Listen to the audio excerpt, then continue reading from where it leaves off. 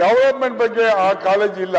First ಸರಿ ಮುಖ್ಯಮಂತ್ರಿ ಆಗಿದ್ದ ಬಹಳ ಲಿಬರಲ್ ಆಗಿ ಕೊಡ್ತಾ ಇದ್ರು, ನಾನು ಅವ್ರ ಜೊತೆಲಿ ಇದ್ದವನು.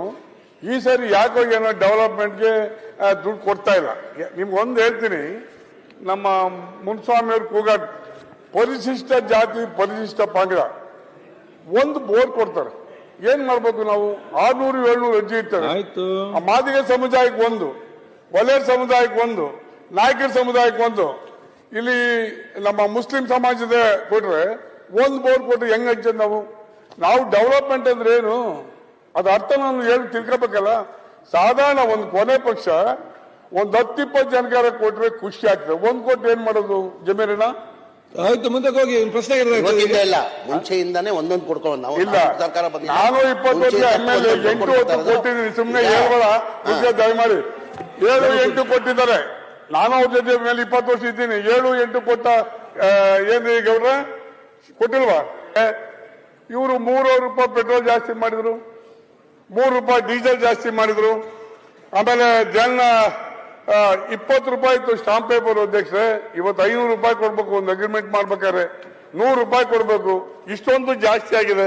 ಅದರಲ್ಲೂ ಬಿಡಿ ಇದಂತದ್ದು ಲಿಕ್ಕರ್ ಅಂತೂ 3 ಪಟ್ಟು ಜಾಸ್ತಿ ಆಗಿದೆ. ಇವೆಲ್ಲವೂ ನೀರು ಕುಡಿಯೋದು ಕಡಿಮೆ ಆಗಿಲ್ಲಪ್ಪ, ಬರೋದು ಕುಡಿಯೋದು ಕಡಿಮೆ ಆಗಿಲ್ಲ. ಹಂಗಾಗಿ ಇದು ನಾನು ಏನ್ ಪ್ರಶ್ನೆ ಮಾಡ್ತೀನಿ ಅಧ್ಯಕ್ಷ ಇದ್ರೆ, ಇಲ್ಲಿ ಟೋಟಲ್ ಎಷ್ಟು ಬಂದಿದೆ ಸರ್ಕಾರಕ್ಕೆ ಅಂತ ಮಾಹಿತಿ ಬೇಕಲ್ಲ. ಈ ಟೋಟಲ್ ನಲ್ಲಿ ಎಷ್ಟೆಷ್ಟು ಬಂದಿದೆ ಅಂತ ಮಾಹಿತಿ ಕೊಡಿ. ಅದು ಕೊಟ್ಟಿಲ್ಲ. ಬರೀ 56,000 ರೂಪಾಯಿ ಕೊಡ್ತೀವಿ ಗ್ಯಾರಂಟಿಗೆ. ಏನರ್ಥ? ಕೊಟ್ಕೊಳ್ಳಿ, ನಿಮ್ ಗ್ಯಾರಂಟಿ ಕೊಡೋಕಿಲ್ಲ. ನೀವೆಷ್ಟು ಟ್ಯಾಕ್ಸ್ ಹಾಕಿದಿರಿ, ಎಷ್ಟು ಅಮೌಂಟ್ ಸರ್ಕಾರಕ್ಕೆ ಬಂದಿದೆ ಹೇಳ್ಬೇಕಲ್ಲ ಮಾನ್ಯ ಫೈನಾನ್ಸ್ ಮಿನಿಸ್ಟರ್ ಮುಖ್ಯಮಂತ್ರಿಗಳು. ಹಾಗಾಗಿ ಇದ್ರ ಬಗ್ಗೆ ದಯಮಾಡಿ ಹೇಳ್ಬೇಕು ಅಂತ ಈ ಸಂದರ್ಭದಲ್ಲಿ ಹೇಳ್ತಾ, ಪಡಿತರ ಚೀಟಿ ಯಾರ್ಯಾರು ವಿತರಣಾ ಮಾಡ್ತಾರೆ ದಯಮಾಡಿ ಅಂಗನವಾಡಿ ಕಾರ್ಯಕರ್ತರಿಗೆ, ಆಶಾ ಕಾರ್ಯಕರ್ತರಿಗೆ, ಬಿಸಿ ಊಟ ಮಾಡೋರಿಗೆ ದಯಮಾಡಿ ವಿತರಣಾ ಮಾಡೋದು ಬೇಡ. ಯಾಕೆಂದ್ರೆ ಅವ್ರಿಗೆ ಕೂಡ 4,000-5,000 ಸಂಬಳದಲ್ಲಿ ಜೀವನ ಮಾಡ್ತಾರೆ. ಅವ್ರಿಗೆ ನೀವು ರೇಷನ್ ಕಾರ್ಡ್ ವಿತರಣಾ ಮಾಡಿದ್ರೆ ಬಹಳ ಕಷ್ಟ ಆಗುತ್ತೆ. ದಯಮಾಡಿ ಅದನ್ನು ಮಾಡಬಾರ್ದು ಅಂತ ಈ ಸಂದರ್ಭದಲ್ಲಿ ಹೇಳ್ತಾ, ಗ್ಯಾರಂಟಿ ಅನುಷ್ಠಾನಕ್ಕೆ ಅಧ್ಯಕ್ಷರೇ ಅದೇ ಹೇಳ್ತೇನೆ. ಗ್ಯಾರಂಟಿ ಅನುದಾನಕ್ಕೆ ಏನ್ 56,000 ಕೋಟಿ ಕೊಡ್ತಾ ಇದ್ರಿ ನೀವು, ಅದು ಸ್ಟೇಟ್ ಎಕ್ಸ್ಚೆಕರ್ ಇಂದ ಕೊಡೋದು, ಯಾವ ಪಾರ್ಟಿ ಫಂಡ್ ಅಲ್ಲ. ಆದ್ರೆ ನಮ್ಮ ಈ ಸರ್ಕಾರ ಅನುಷ್ಠಾನ ಮಾಡ್ಲಿಕ್ಕೆ ಕಾಂಗ್ರೆಸ್ ಖಾತೆ ದಯಮಾಡಿ ಅದನ್ನ ತಗೊಂಡೋಗಿ ಸಂಬಳ ಕೊಡೋದಾದ್ರೆ ಏನರ್ಥ? ಸ್ಟೇಟ್ ಎಕ್ಸ್ಚೆಕರ್ ಅಮೌಂಟ್ ಅಲ್ಲ.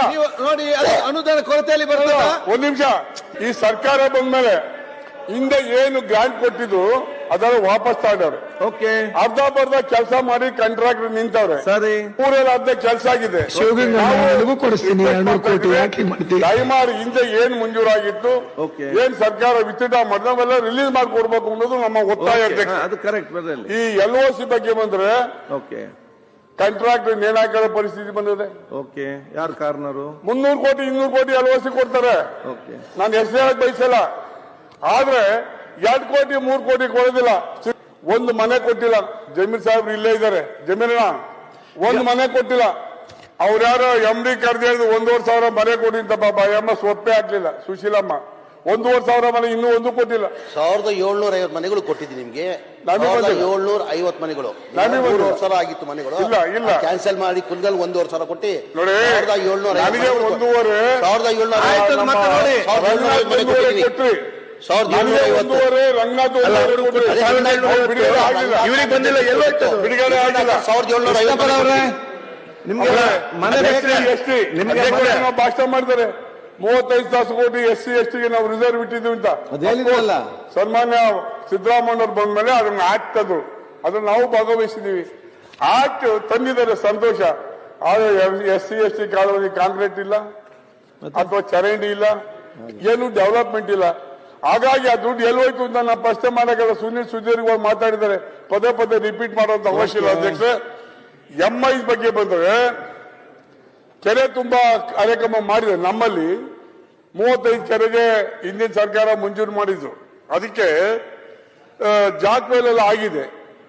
ಪೈಪ್ ಲೈನ್ಗೆ ದುಡ್ಡು ಕೊಡ್ತಾ ಇಲ್ಲ. ನಾನು 4 ಸರಿ ಹೋಗಿ ಮಿನಿಸ್ಟರ್ ಹತ್ರ ಕೂತ್ಕೊಂಡು ಮಾತಾಡಿದ್ದೀನಿ. ಕೊಡಬಾ, ಜನಕ್ಕೆ ತೊಂದರೆ ಆಗ್ತದೆ ಅಂದ್ರೆ ಕೆಲಸನ ಏನ್ ಡೆವಲಪ್ಮೆಂಟ್ ಮಾಡೋದು, ಏನ್ ಡೆವಲಪ್ಮೆಂಟ್ ಮಾಡೋದ್ರ ಬಗ್ಗೆ ತಿಳ್ಕೋಬೇಕಲ್ಲ. ಮತ್ತೊಂದು ಅಂದ್ರೆ ಬಹಳ ಇಂಪಾರ್ಟೆಂಟ್ ಈ ರಾಜ್ಯದಲ್ಲಿ ಅಥವಾ ರಾಷ್ಟ್ರದಲ್ಲಿ ಎಜುಕೇಶನ್ ಹೆಲ್ತ್. ಓಕೆ. ಇವತ್ತು ಅತಿಥಿ ಶಿಕ್ಷಕರು ಕೊಡ್ತಿದ್ದಾರೆ, ಯಾರು ಮಾತಾಡಿ ನಮ್ಮ ಸ್ನೇಹಿತರು 12,000 35 ಲಕ್ಷ ಕೊಡ್ತಾರೆ. ಅದೇ KKRಗೆ 9 ಕೋಟಿ 10 ಕೋಟಿ ಕೊಡ್ತಾರೆ. ಬಯಸಿ ನಿಮಗೆ ಯಾಕೆ ಕೊಡ್ತೀರಿ? Okay. ನಾವು 70 ಕ್ಷೇತ್ರ ನಾವು ಯಾಕೆ ಕಡಿಮೆ ಕೊಡ್ತೀರಿ? ನಮಗೂ ಸರಿಸಮಾನ ಕೊಡ್ಬೇಕು ಅನ್ನೋದು Okay. ನಮ್ಮೆಲ್ಲರ ಅನಿಸಿಕೆ. ಈ ಸಂದರ್ಭದಲ್ಲಿ ಹೇಳ್ತಾ ಸರಿ. ಹಾಸ್ಪಿಟಲ್ ಡಾಕ್ಟರ್ ಇಲ್ಲ, ಡಾಕ್ಟರ್ ಡಾಕ್ಟರ್ ಕೊಡ್ತಾರೆ ಈಗ ಅನುದಾನ ಬಂದ ವಿಷಯ ಈಗ. ಇಲ್ಲ. ನಾನು ಸಚಿವರ ಹತ್ರ 2 ಸರಿ ಕೇಳ್ಕೊಂಡಿದ್ದೀನಿ. 13 ಜನಕ್ಕೆ 3 ಜನ ಅವ್ರೆ. ಆಯ್ತು, ನೀವು ಅನುದಾನ ಕೊರತೆಗೆ ಸಂಬಂಧಪಟ್ಟ ಮಾತಾಡಿ. ಡೆವಲಪ್ಮೆಂಟ್ ಅಂದ್ರೆ ಅದೇ ಅಲ್ವಾ? ಡೆವಲಪ್ಮೆಂಟ್ ಅದು ಸರ್ವಿಸ್ ಮಾಡ್ತಾ ಇದ್ದೀವಿ. ನೀವು ನೋಡಿ, ಆಸ್ಪತ್ರೆ ಕೊರತೆ ಬೇರೆ ಅನುದಾನಕ್ಕೆ ಸಂಬಂಧಪಟ್ಟ ಅಂಗನವಾಡಿ ವಿಚಾರ. ಅದಕ್ಕೆ ಅದನ್ನ ಮಾತಾಡ ಸರಿ ಕೊಡ್ಲಿಲ್ಲ ನನಗೆ. ಕೃಷ್ಣ ಅಂಗನವಾಡಿ ಆಯ್ತು, ನೀವು ಅಂಗನವಾಡಿ ಅಧ್ಯಕ್ಷರೇ, ಅಂಗನವಾಡಿ ಸೋರ್ತವೆ. ಸಣ್ಣ ಮಕ್ಕಳು ಹೋಗೋದು ಸ್ಕೂಲ್ಗೆ ಅಂಗನವಾಡಿ ಸೋರ್ತವೆ.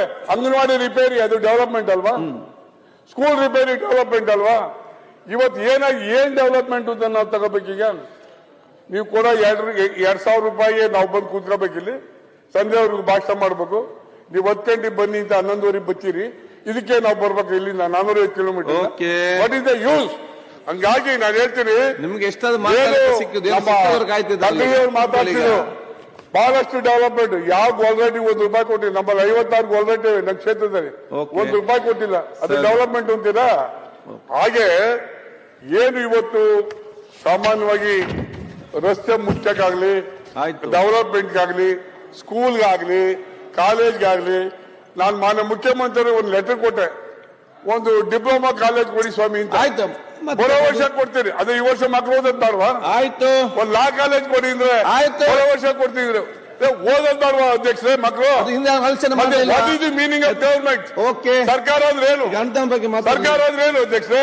ಇವೆಲ್ಲ ಮುಖ್ಯವಾದ ಡೆವಲಪ್ಮೆಂಟ್ ಆಂಗಲ್ ಅಲ್ವಾ? ಸರಿ. ಹಾಗಾಗಿ ಈ ಸರ್ಕಾರದಲ್ಲಿ ಡೆವಲಪ್ಮೆಂಟ್ ಬಿಗ್ ಝೀರೋ, ಏನೇನು ಆಗಿಲ್ಲ. ಬೆಳಿಗ್ಗೆ ಏನಪ್ಪಾ ಅಂದ್ರೆ ಗ್ಯಾರಂಟಿ ಕೊಡ್ತೀವಿ ಅಂತಾರೆ. ಅದ್ಯಾರೋ 4 ಕೊಡ್ಸಿದ್ರೆ ಪುಣ್ಯಾತ್ಮ ಅದನ್ನ ತೋರಿಸಿದ್ರು. ಮತ್ತಾರೋ ಒಬ್ರು ಅದು ಬಿಟ್ರೆ ಯಾವ ಡೆವಲಪ್ಮೆಂಟ್